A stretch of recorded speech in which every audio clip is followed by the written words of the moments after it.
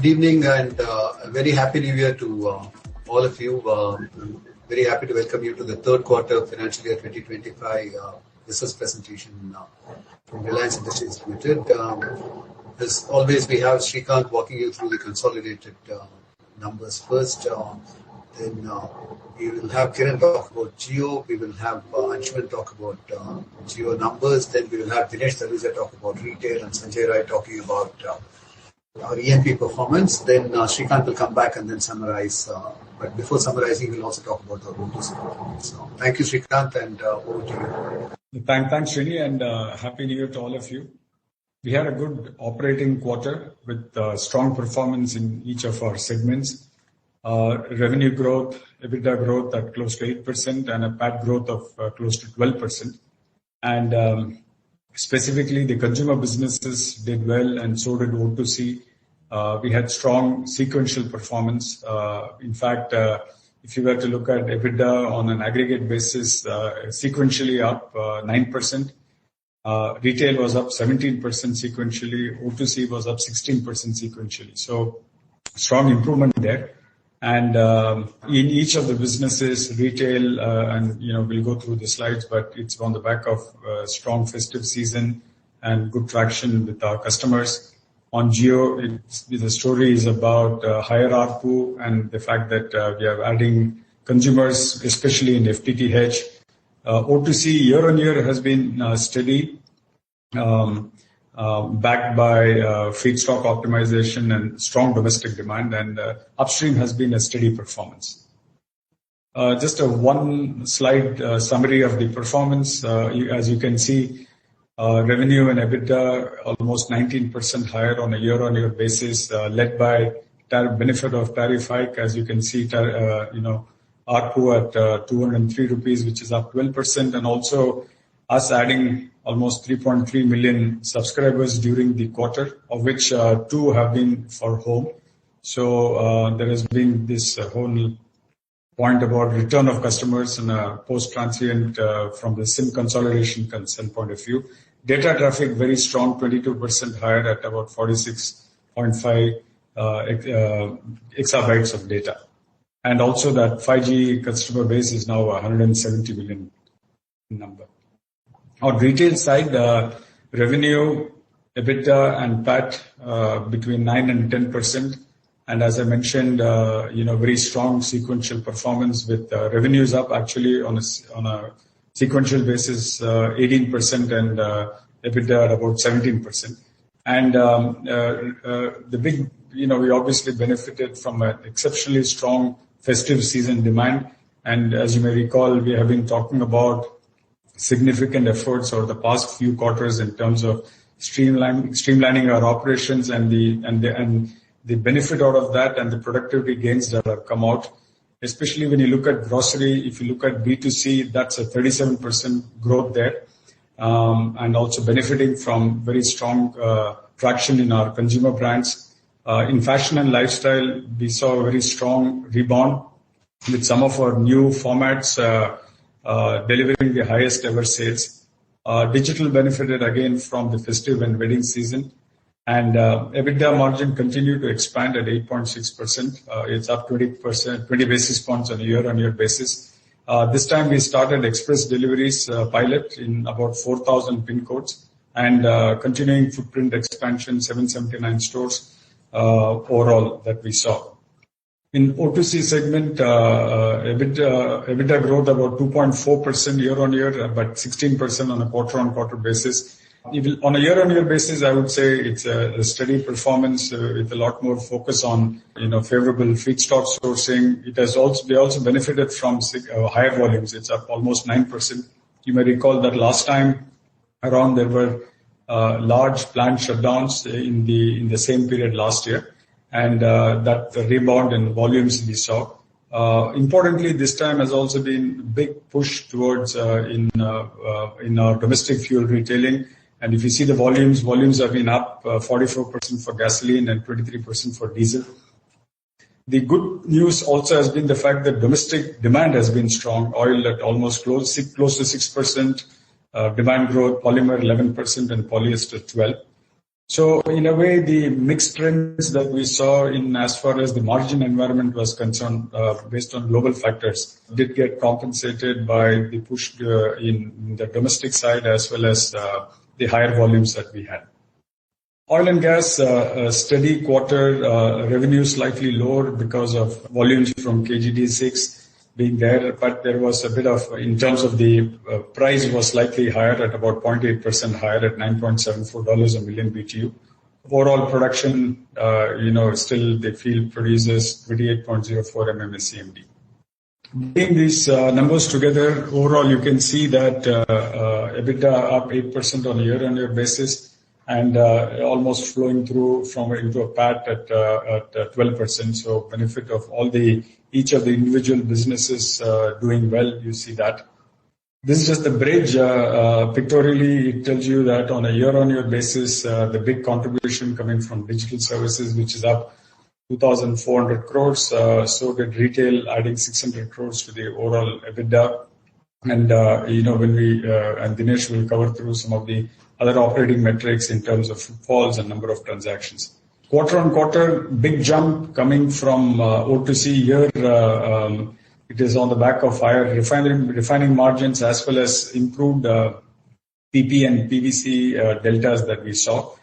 Otherwise, even on O2C, marginal improvement in KGD6 gas price realization, benefited it. Retail benefited from the festive demand that I talked about, and digital on the back of both, ARPU increase as well as continuing migration to 5G as well as the Jio AirFiber connect that we saw. Flat in terms of net debt, you can see that broadly the same as what it was in September, and which is the same as what it was even in March. So continuing strength of the balance sheet, and our Capex for the quarter was around 32,000 crores. Well below the cash profits of 38,000 that this quarter we have delivered. With this, I'm going to hand it over to Kiran. Thank you, Srikanth. So we want to start today with an update on the progression of our True 5G services. If you look at the chart on the right, you can see that it has been a story of steady growth. We already had the pan-India network up and running for the past many quarters. And now, thanks to the natural upgradation of devices happening in the market, where a lot of the new handsets have 5G capability, and as soon as a customer acquires a 5G device, they automatically are able to enjoy all of the 5G services available through Jio True 5G. So the combination of having that pan-India network available and the increasing adoption of 5G devices in our subscriber base has resulted in the number of Jio 5G subscribers crossing 170 million as on December of 24. Moreover, 5G now accounts for a large chunk of the traffic on our network. Nearly 40% of the wireless traffic of an overall traffic of about 15 exabytes is being contributed by 5G, and this story will continue to unfold into the future. And more interestingly, thanks to the fact that we have this superlative True 5G network, which is a big differentiator vis-a-vis other competitors, also means that any new 5G device that is sold in the market, 70% of them end up becoming a Jio customer and using Jio services. So literally, I think we are at the cusp where probably in a very short period of time, we'll be able to say that in probably one of the fastest 5G rollouts, not only 5G rollouts, but 5G adoption anywhere in the world, the total 5G traffic on our network will surpass the 4G traffic very, very shortly. Now, it is not just in the consumer side. We have also been briefing all of you over the last few quarters about True 5G, also powering something called Jio AirFiber. So if you look at the pie chart on the left, what is heartening is that the availability of AirFiber has really opened up demand, unlocked demand or pent-up demand from beyond what we call the top 1,000 cities and towns of India.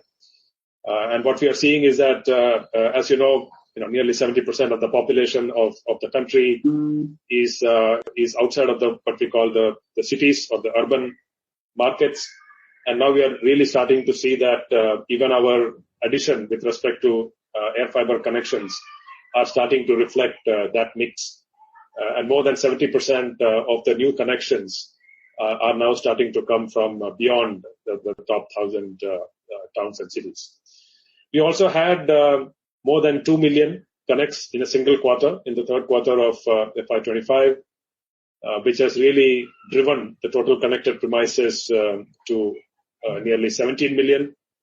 And just keeping in mind that this pace is accelerating now as the rollout itself is kind of becoming almost a well-oiled machine, and with new demand getting unlocked from all across the country, and not just the urban centers. I think the pace of connections will pick up into the future, and we see that this entire greenfield opportunity of connecting 100 million plus homes across India is now getting that additional momentum thanks to AirFiber. And this is an area where we have a significant first mover advantage, where essentially we are going after either to unconnected or underserved markets with this offering. The enterprise business is also picking up momentum. If you look at year-on-year growth, there is a nearly 3 times or 280% year-on-year increase in all the large government tenders which have come out. And of course, if you look at both the national and state government connectivity infrastructure, we are continuing to increase our share in that segment. Another big segment which is modernizing is all the banks. And if you look at the recent past, again, we've been consistently winning a lot of the connectivity tenders coming from cooperative banks. And we believe that there's a potential to get up to 150,000 bank branches across the country that we are well positioned to connect eventually.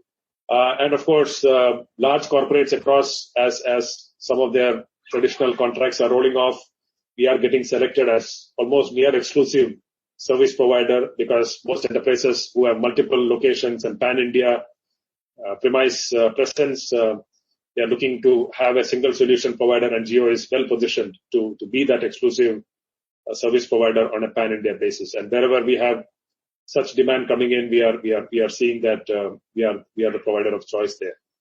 In addition to connectivity, again, we are providing a true developer-friendly platform as a service for connectivity. We call connectivity and communication platform as a service. The brand name is Jio CX, and in addition to that, of course, the IoT adoption, again, which requires pan-India connectivity, and of course in the government sector through a few of the initiatives and wins that we have had, also getting into private and hybrid cloud as a managed service. So across the board, I think connectivity is obviously getting strengthened, but we are also now starting to see traction for services beyond connectivity. And also talking about communication, we launched recently the SIP business, and we are seeing a 50% growth in the install base in the first quarter itself, post-launch. If you look at what is now, I just want to talk about a few themes that we are pursuing into the future. So certainly we are living in the age of AI, dramatic transformations starting to happen across industries, across functions, across various use cases, and to enable all of that to happen and making sure that India is emerging as one of the preeminent AI nations anywhere in the world. Again, we see ourselves having to pursue a few missions to support that ambition. And the first one is, of course, setting up a truly national AI infrastructure, really looking at creating AI-ready infrastructure, hard infrastructure, and compute capabilities, not just in the few megawatts or even hundreds of megawatts, but really extending into the gigawatt scale, because we believe that this transformation will be like across the board, and we need to be ready to ramp up and support the emergence of AI-driven use cases in the country, and not just creating the scale, but also ensuring that we are able to deliver through various innovative partnerships and, of course, innovative initiatives internally to deliver one of the lowest cost inference capabilities when it comes to AI anywhere in the world. And this is a similar mission as compared to what we were able to do in broadband. So very excited by that. Internally, I think we are seeing already multiple use cases where we are starting to weave that AI story across our operating companies in the Reliance Group. And of course, on the back of whatever we are doing here, eventually we will be then looking to offer this as a platform even for other enterprises in India. And if you're looking at what other offerings beyond a platform play, what other offerings we are looking to take to market. Across the board, all of the consumer and small businesses and enterprise offerings that we're already providing in the market, all of them will see a lift thanks to the adoption of AI within all of those applications as well, through multiple use cases. Looking at some of the AI-related, not just AI, but across the board, comprehensive suite of offerings that we unveiled in the India Mobile Congress 2024, which happened over the last quarter. I think building on the AI theme, a platform called Jio Brain, which is really the plumbing on top of which we are able to rapidly spin up all of these AI use cases that I spoke about. That was unveiled and showcased. We made an announcement, and now it is available through a beta offering called AI Cloud, which is again an offering for the consumer. So that was also announced and showcased. And now taking compute into the homes, which has always been an underserved market again, partly because homes are not connected, but partly also because of the high cost of having personal computers in the home. So now we showcased a solution called Jio Cloud PC, which is effectively, and I'll talk about that in a slide shortly, but effectively a very low cost and pay as you go capability of having a personal computer, evergreen personal computer, never needed to be upgraded, always the latest specs, and pay as you go. You only pay for the time for which you are using that PC. Again, services for education, again using AI to power various, I would say, personalized education use cases. AI for skill development. Again, how do you train beyond primary education? But once you get into the workforce, how do you use AI to continuously stay updated? Some use cases around how can farmers and other people involved in the agricultural sector use AI? And then, of course, many vertical focused solutions, especially when it comes to hospitality, retail, nursing, and so on. And of course, unveiling a new benchmark when it comes to providing gigabit speed connectivity to every SMB. So a combination of services, but a increasing contribution being made by AI across all of these services. Some of them are already in the market, and some of them we will be announcing the offerings being made available in the market very shortly. Now coming to the Jio AI Cloud offering that I spoke about, this is really a combination of putting connectivity, putting cloud storage and AI into one package and making it available to Indian customers. Connectivity is a given. I think I mentioned both in the hand and in the home. The connectivity story is really unlocking new demand, but at the same time,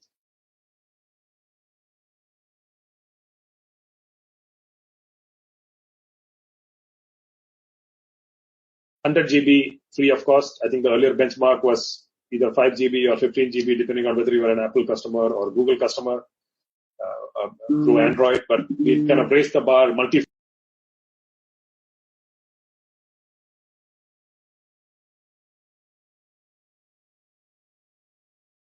to store, to share, to sync, secure, even stream various kind of media assets, all from the same app without having to use any other applications. Unlocking the content that you have onto the big screen through integration with our set-top box. Trying to bring in additional content very easily, like an integration with things like DigiLocker, where if you have even government authenticated content and documents, very easy to integrate between Jio AI Cloud and that.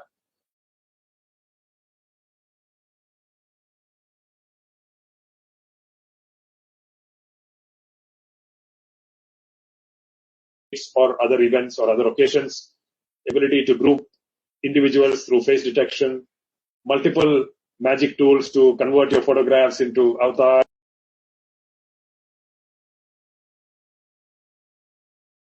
other assets into those content.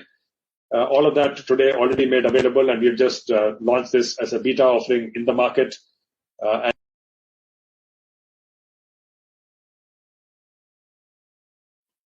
the Jio Cloud PC that I mentioned earlier, so really this is again a new frontier of adding to the lineup of digital services that we are taking to Indian homes. The key idea being that we already have a pretty capable set-top box in the home. So effectively, we are converting that set-top box and your TV into a PC because the actual compute we are able to run in the cloud. And then all you need is a keyboard and a mouse, and effectively your set-top box and your TV in combination with the cloud PC doubles up as a PC available to you on demand. And really, I think the key power that we are looking to provide to the home is to enable multiple work and learn and create use cases. So certainly, students today, not just for their classwork, but to develop skills like coding or media creation, etc., beyond what they're learning in their classroom, certainly would require compute of some kind, and this we believe is going to be that.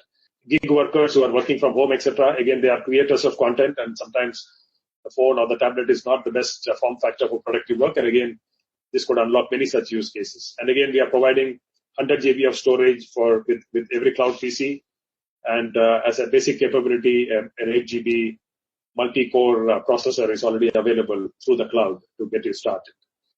And again, like I said, it is always updated, both in terms of hardware and software, because all of that is in the cloud. You don't have to really think about buying or upgrading that on your own. And there's no lock-in. There is no maintenance or anything. It's always available to you, and you only pay for what you use. So some updates that I had, and I'll just hand it over to now Anshuman to talk about both the operational and financial numbers for the quarter. Thanks, Karan. First of all, wish everyone a very happy new year. Coming to the quarterly highlights, both combination of tariff hike as well as scale up of some of the digital platforms and improving customer mix resulted in our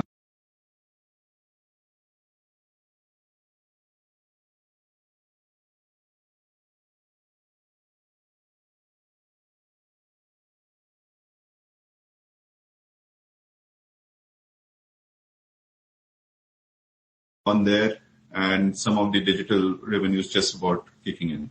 Subscriber base at 482.1 million. So we've, as Kiran mentioned earlier on, we've started getting our the subscriber run rate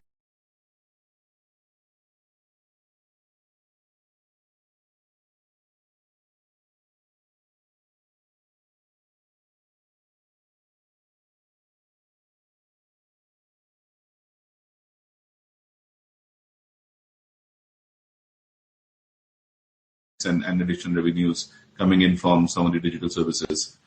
Home additions, we added almost 2 million new connections during the quarter.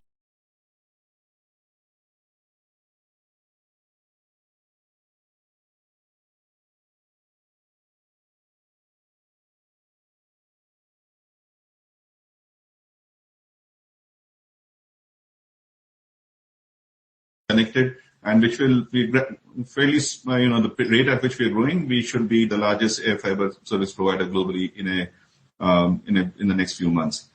Customer engagement continues to be very strong, 350 GB per capita monthly data usage, and that also continues to grow quarter by quarter.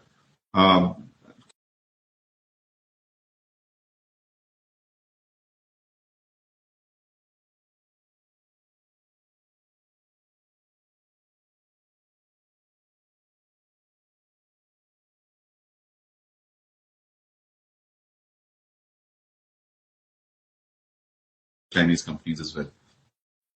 On the ARPU trend in ARPU, there's been a significant increase in ARPU over the last few years. 5-year CAGR is 10%. The full impact of the July 24 tariff hike, part of that impact has already played through in the last 2 quarters, but full impact still playing out. As most of you are aware, we have subscribers who are on longer term plans and who tend to recharge over a longer period of time, and therefore we expect some more flow through to happen as well. And the affordability as well as increasing engagement should sustain both the subscriber growth run rate as well as the ARPU growth in the coming quarters, as well as a bunch of new services and facilities. Kiran spoke about a few of those, plus the media offerings that we're providing to our customers. We expect to gain larger, further improve the customer wallet share that we have.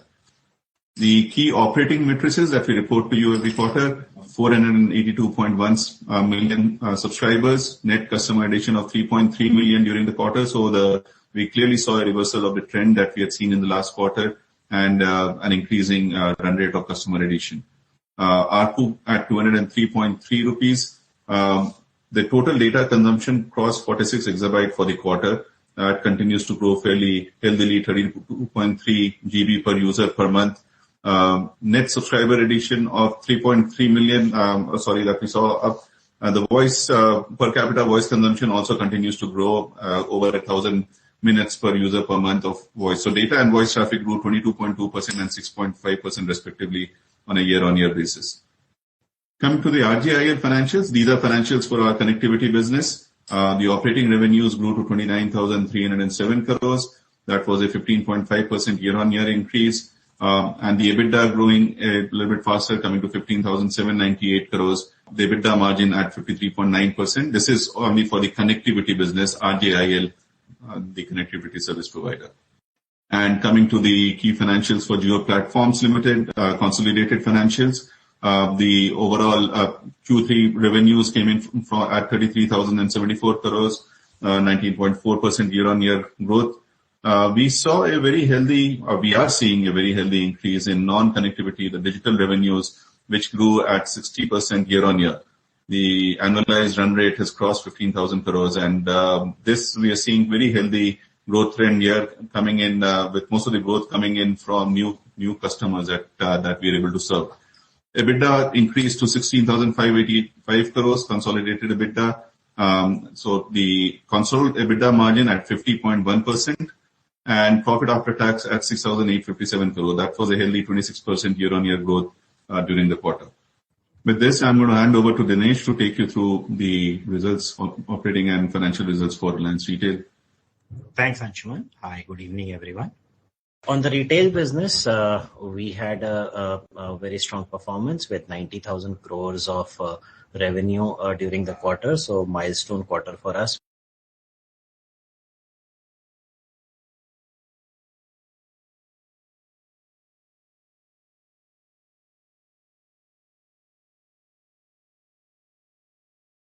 The wedding season, but also a lot of the streamlining and productivity improvements that we've been focusing on over the last few quarters, that is coming to fruition, and we are seeing strong impact of that.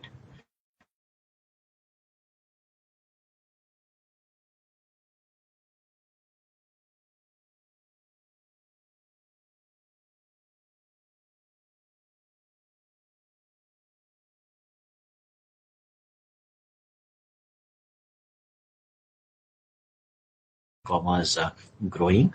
We see our business growing very strongly with very healthy LFLs growing, as well as our online express deliveries business is also scaling up pretty well. We are able to deliver this growth at a much higher scale compared to any other offline and online peers. So for us, the business continues to perform very well. Also in the fashion lifestyle business, which was impacted by few headwinds in the last couple of quarters, that has seen a strong turnaround, and we had a very strong festive quarter. There was growth across all operating metrics that we registered. So our registered customer base was up 15% at 338 million. Footfalls was up 5%, and number of transactions was up 11% on a YOY basis. Digital and new commerce continues to contribute. The contribution has remained steady at about 18%. We opened 779 new stores during the quarter. The total store count stands at 19.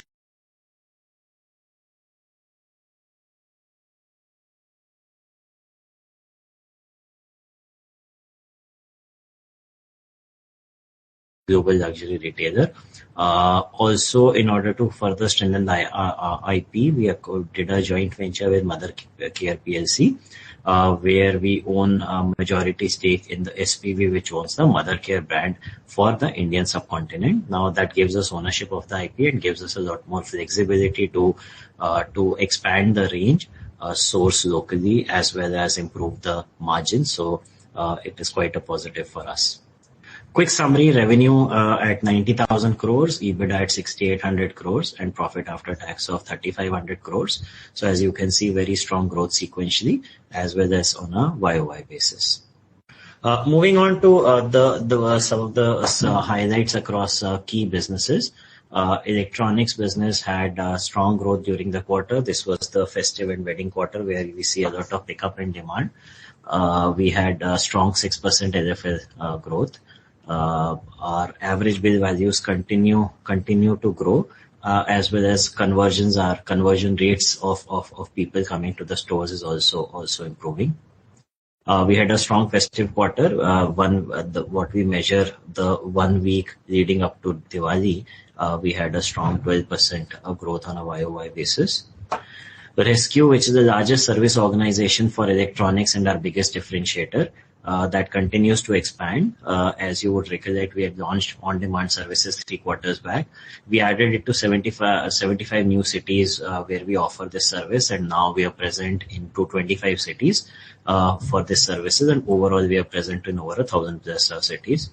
Our own brands business continues to launch new products. There were several launches which were done during the quarter, as well as we continue to expand the merchant base, which was up 75%.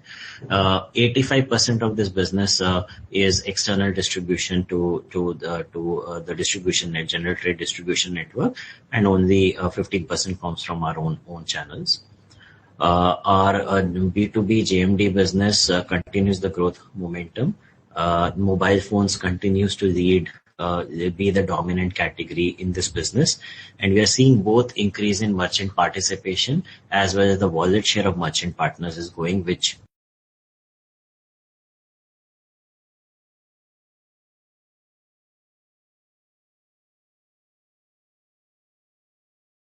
this business would increase substantially. On the apparel and footwear business, we had a very strong bounce back.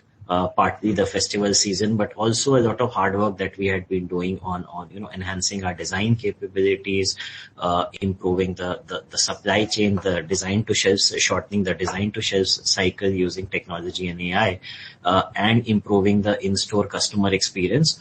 All of that is coming together and driving this growth. We are also adding new categories into our stores, adjacencies. So beauty and sleepwear, as categories we have added across multiple store formats. Our 3 recent store formats which we launched last year, they continue to scale well, and the customer adoption is strong. We had the highest ever sales on all these formats during this quarter. Our own brands continue to grow and their share continues to increase. Avasa, Netplay, and DNMX, these are our 3 largest brands. They're amongst the leading brands in their respective categories, and they do drive a lot of footfall in our stores. Our Jio business, the focus has been on improving the economics and improving the average bill values and premiumize the offering. So that continues to do well. We have amongst the highest average bill values amongst all online fashion platforms in the country. The average bill value was up 7% on a YOY basis. We added almost 2 million customers during the quarter. We continue to expand our catalog, and we added over 500,000 options just in the first 9 months of this year. The total catalog now stands at 2.2 million.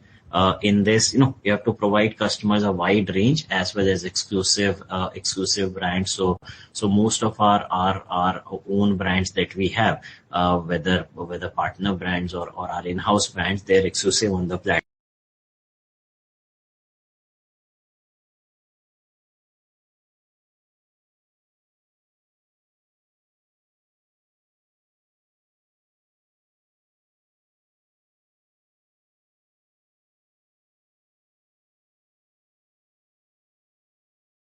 Quarter on Forever 21 and Saucony being some of the few. The Black Friday sale event, we had strong performance. There was a 17% growth YOY, and when we look at the number of people we are reaching, the eyeballs, the campaign reach was up 300%, which is a significant increase because it's increasing the awareness of the platform and helping us recruit new customers.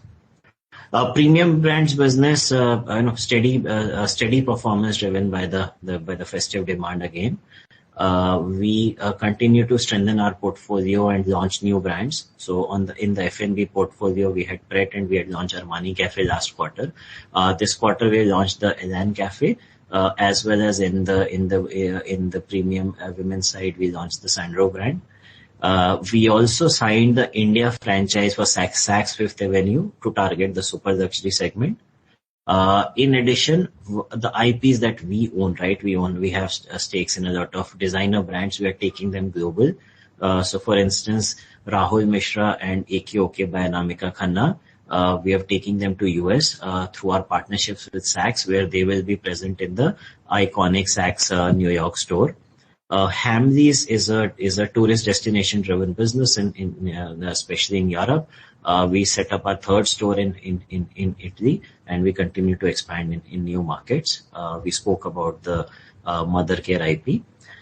Jewels overall, I think the jewelry business has been volumes have been impacted by the substantial increase in gold prices.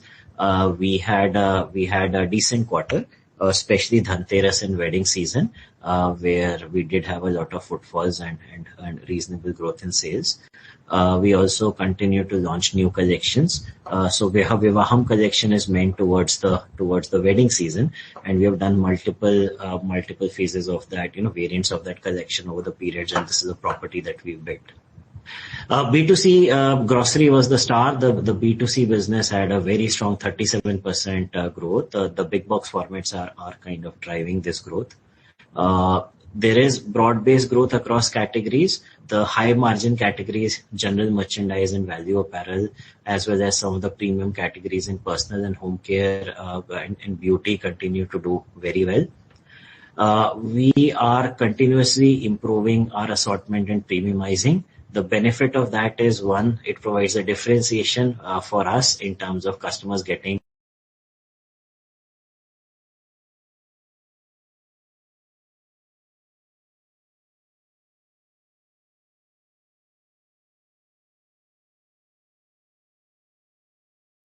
the Tyohar Ready Sale, a marquee property that we have built targeting the festive season. There are various festive categories which did very well. And remember, these are footfall driver categories during the festival season. Metro, which is a B2B business, delivered its highest ever festival sales. This business is scaling up very nicely. We had a bunch of local events targeting various occasions to really drive engagement with the merchant kirana partners. Online grocery, I think three-pronged. One is the express deliveries. So that's something that we are accelerating our presence. The big advantage we have is we have stores across the length and breadth of the country. We are today providing express deliveries across 4,000 pin codes through a network of 2,100 plus stores spread across a large spectrum of cities, from where we are able to deliver within 30 to 45 minutes from our stores, and we are looking to crunch that timeline even further. Compared to any other e-commerce player, the big advantage we have is that we ride on the existing infrastructure. From a customer value proposition, they get much wider assortment. We don't charge a delivery fee, and a host of other benefits in terms of best pricing in the industry. So there's a very strong proposition for the customer, and for us the unit economics are much better than anybody else, given that we are leveraging the existing network rather than setting up a high cost dedicated network for this business. Also, given the width of offering we have, our AOVs are amongst the highest in the industry, because we are able to offer the full range of grocery, general merchandise, electronics, fashion. That really helps us drive the average order values. The second part is the subscription business. We continue to grow this business very nicely. It's a premium service business where people actually pay for delivery, and you have to grow micro market by micro market, capture it city by city, and we are steadily increasing the presence of this business. The third part is, these are our inventory-led models to fill any gaps so that a customer can have the widest choice. We continue to add 3P sellers so we can offer the entire range to the customers, and we continue to add new sellers onto the platform. and there was a big push on the festival event to acquire customers as well as push new categories. And during the festival season, we saw 1.5x growth in GMV during that period. Consumer brands business is scaling up exponentially. In the 9 months FY25, this is our FMCG business. We had revenues of upwards of 8,000 crores. Two of our most prominent brands, Campa and Independence, they continue to gain traction. Each one of them individually should cross 1,000 crores turnover in FY25. Campa has already gained 10% market share in the sparkling beverage category in select states. The focus here is three-pronged: expand distribution in the priority states, strengthen our product portfolio through innovative products and partnerships, products which are meant for the Indian market, for the Indian consumer, that differentiates us from competition, as well as build a robust supply chain where I can have the widest presence at the lowest supply chain.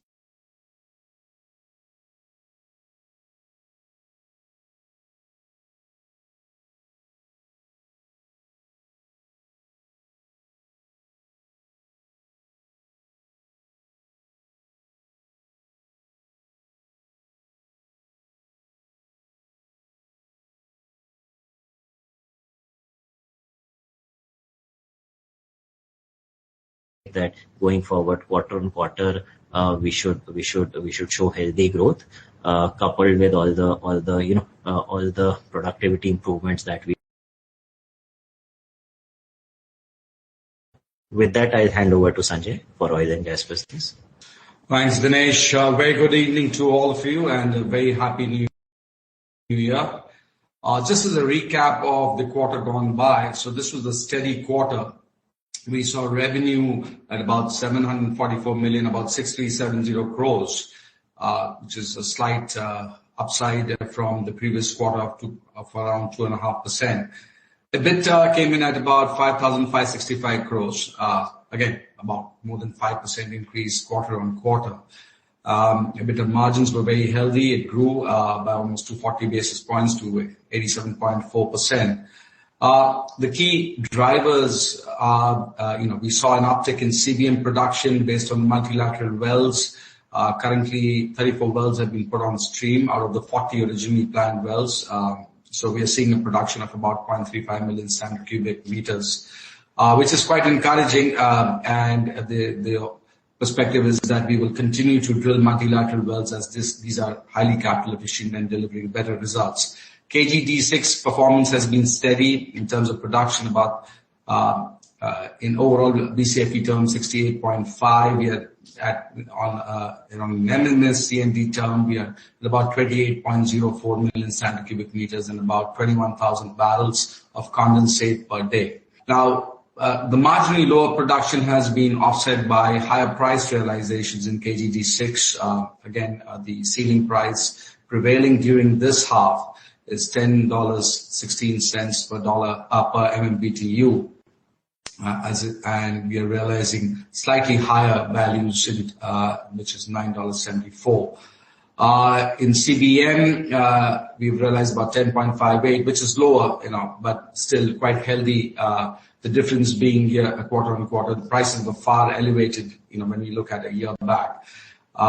In terms of the condensate barrel realization, we are seeing about 75.24, which is lower, simply on the back of lower Brent prices prevailing during the quarter.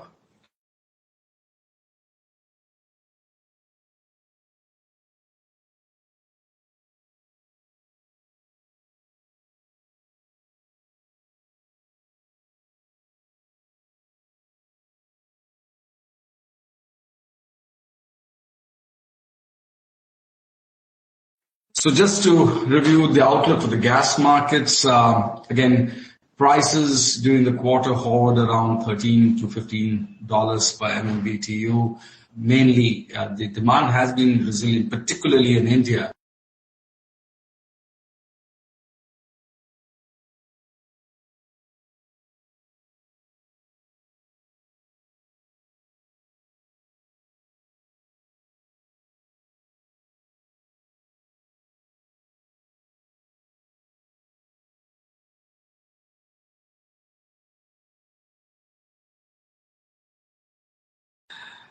Overall, in the short term, we expect prices to remain firm. There are delays in the LNG projects. The plate means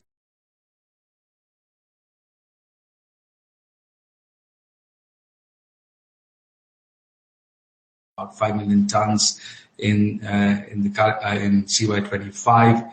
Also, we see the storages at much lower levels in Europe.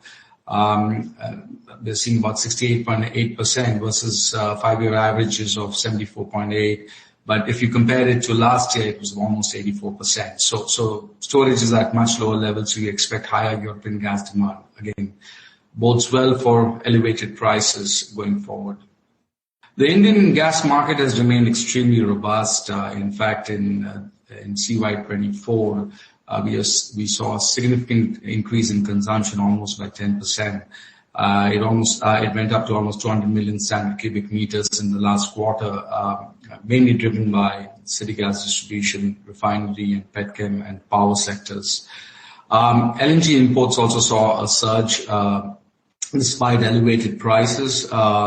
We saw the overall consumption demand for LNG go up to almost 25.5 million tons per annum as in CY24 as compared to 21.1 million tons in CY23. So that was quite an increase in demand despite higher prices.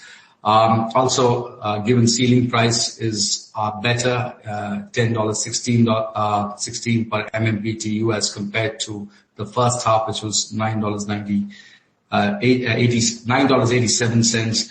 It bodes well for the price outlook for the current quarter. Thank you.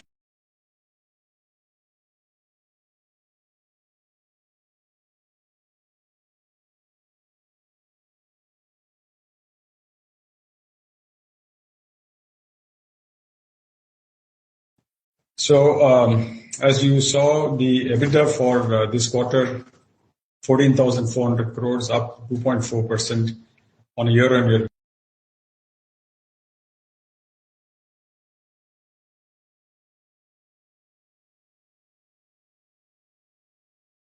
And of course, we benefited from higher volumes. That's up 9%.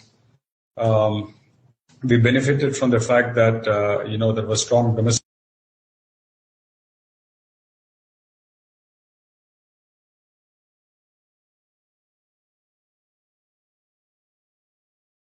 Also, the continuing advantage of naphtha of ethane cracking versus naphtha.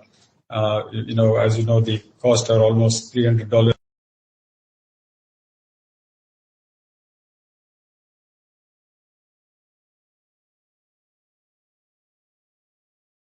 And 9% across these products. While fuel cracks were healthy, it did come off significantly from what it was last year. So.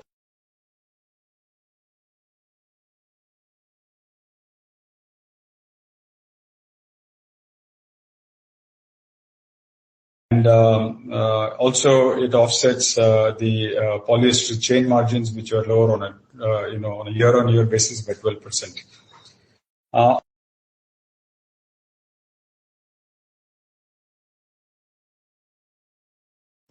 And that benefited from recovery in mid distillates, especially gas oil and ATF were up 11 to 13%.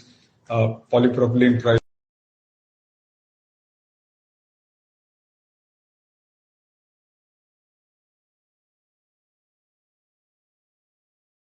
Margins improved by 160 basis points to 9.6%.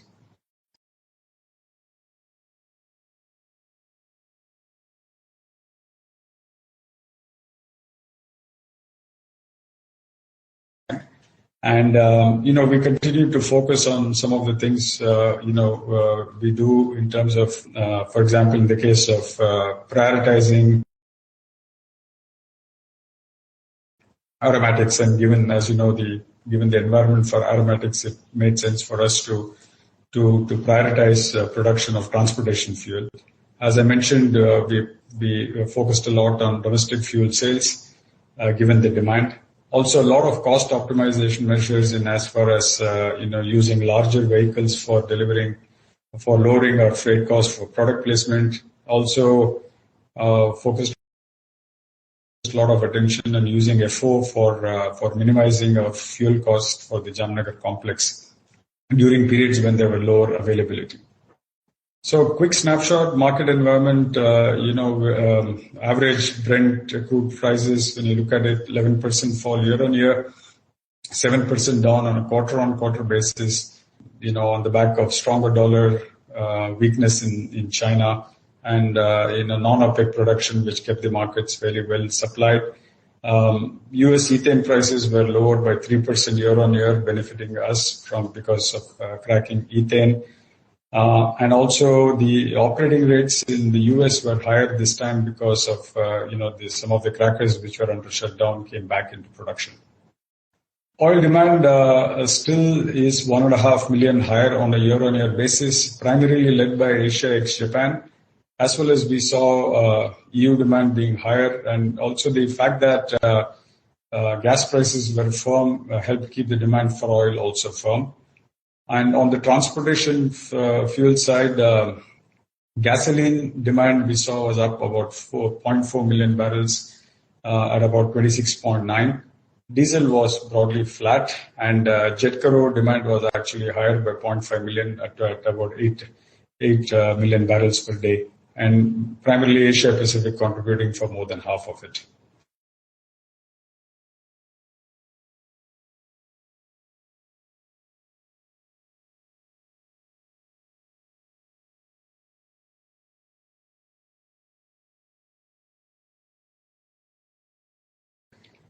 Of course, for third quarter, the benefit, as I talked about earlier, was domestic demand was up 9.6% at about 10 million tons. On the back of demand for PV, two-wheeler sales, you saw a lot of momentum there in passenger vehicles. For us, the focus was on really pushing domestic sales. As you saw, as I mentioned, retail volumes are up 44%. It was supported by some specific schemes like Happy Hour petrol scheme. And as I mentioned, our prioritizing of gasoline versus aromatics meant that we had more volume to sell in gasoline. Near-term dynamics, we think that the near-term outlook, given Chinese Spring Festival and Ramadan, could keep the near-term outlook positive. On diesel, again, the weakness we saw attributable to China, as well as the inventories were higher. Quarter on quarter, the cracks did improve to 15.1 on the back of lower China exports and India demand. And domestic demand year on year is up 5% at about 24 million tons. For us, similar to gasoline, focus has been on stronger domestic product placement and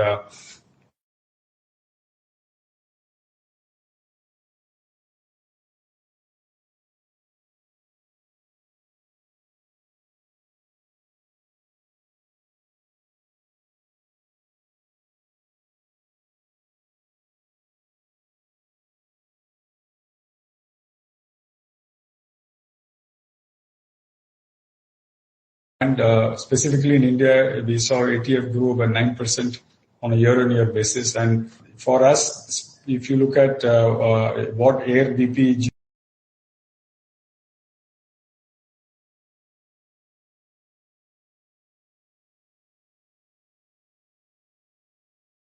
and near-term dynamics again look positive with Chinese New Year and as well as the Mahakumbh in India could possibly support demand.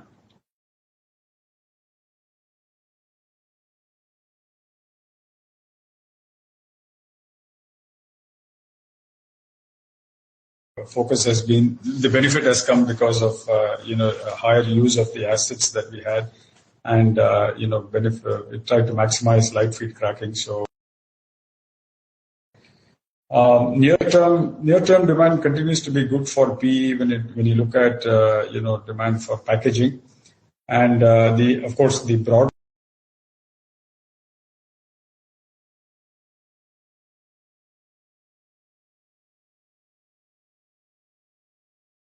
was deltas were up 9%. Domestic demand pretty strong, 16% growth that we saw.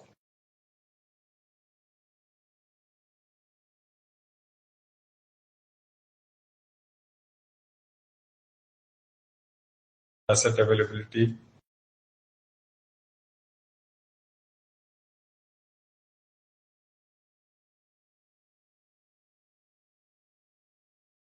PVC, the delta has improved by 12% year-on-year. That was mainly on the back of falling EDC prices.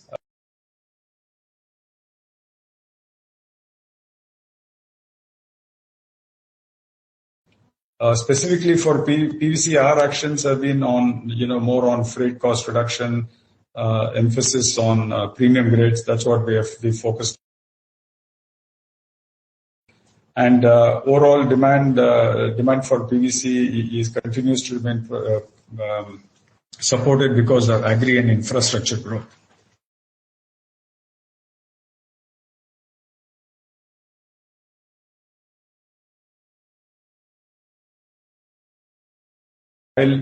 While downstream polyester margins did improve, it did pull the overall chain delta 12% lower.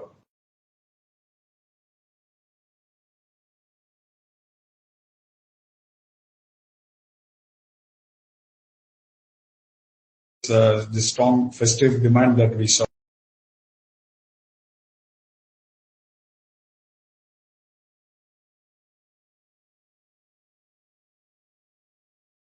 Margins.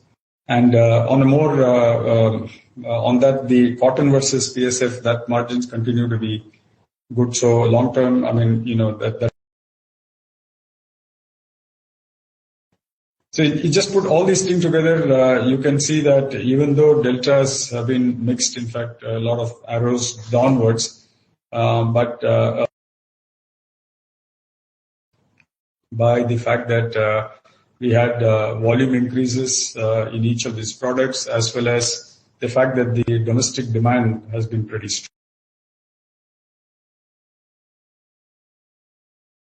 So I just wanted to lay the context, and as you can see, the last 5 years have seen significant reductions in margins, anywhere between 30 to 70% across refining, polymer, polyester, and at the same time, it is also has come with significant volatility in these earnings. We know the factors. It was COVID. It has been large capacity additions. It has been war in Ukraine. It has been the war in the Middle East. So this has been the broader environment. So again, in that context, if you see our own margins, our own performance, as you can see, our performance has been, I would say, very resilient and with also lower volatility. And the investments that we made in light feed cracking pre-COVID, be it ethane sourcing and shipping, or building the refinery off-gas cracker, has ensured that we have had significantly better economics than what is implied by the naphtha-based margins of the previous slide. We also, if you may recall, our gasification investment, came in. It contributed very positively when LNG markets were dislocated after the Ukraine war. Also, the continuing focus on the high-growth domestic market in the domestic petrochemical downstream. And, these markets have grown anywhere between 8 and 10%. So that has also meant for us higher asset utilization as well as margins. And when you think about it, when you going into the future, capital investment plan that I will talk through in the next slide or two, and the return to mid-cycle margins in refining and petrochemicals, it does make us have a constructive view on O2C growth into the future. So before getting into the expansion projects, it'd be helpful to see what is happening in terms of these two products. I'll not go through in detail, but except to say that when you look at polymers across PE, PP, PVC, and where it is going, be it packaging, automobiles, infra, agri, healthcare, for each of them, if you look at the demand drivers, and that is something that is extremely visible to all of us, packaged products, food ordering, the growth of retail and e-commerce when it comes to packaging. In automobiles, you're seeing vehicle sales, the demand for personal mobility, and the need for lightweighting, etc.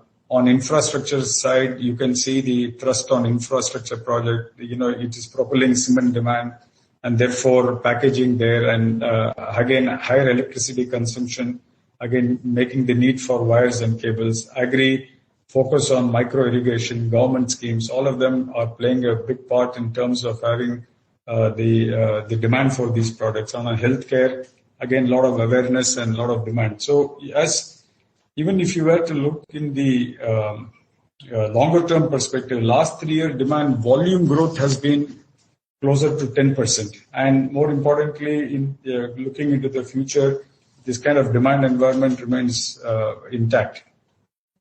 On the polyester side, between PET and PSF, if you look again in terms of applications, beverages, textiles, home furnishing,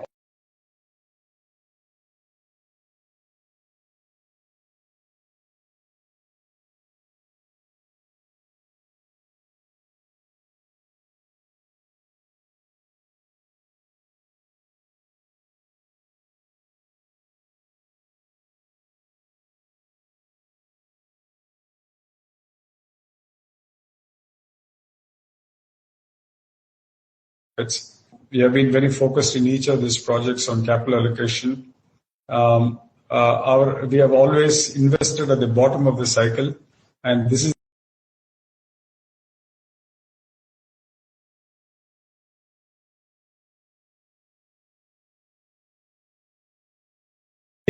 on flexibility, on integration, on newer technologies will remain as we invest in these projects.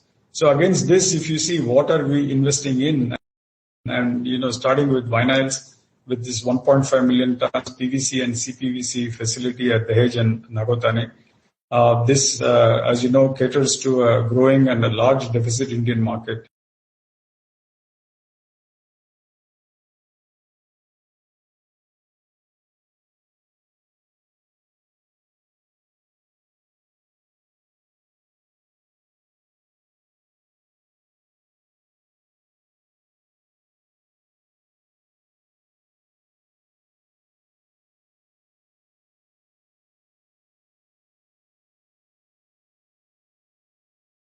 Cracking and for us, we are expanding the virtual ethane pipeline. We currently have 3 ships, and we're adding 3 more VLECs and that will help enhance the cost competitiveness of our cracker.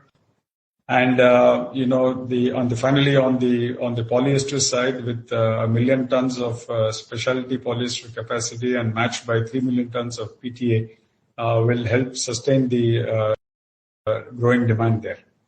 So when you look at it together, some of our points about having high quality asset which are vertically integrated and having the diversification of products, and with cost profiles being in the top 10 or top quartile when you look at it for either be it refinery or cracker, and combine that with the market presence in India and the deep distribution that we have.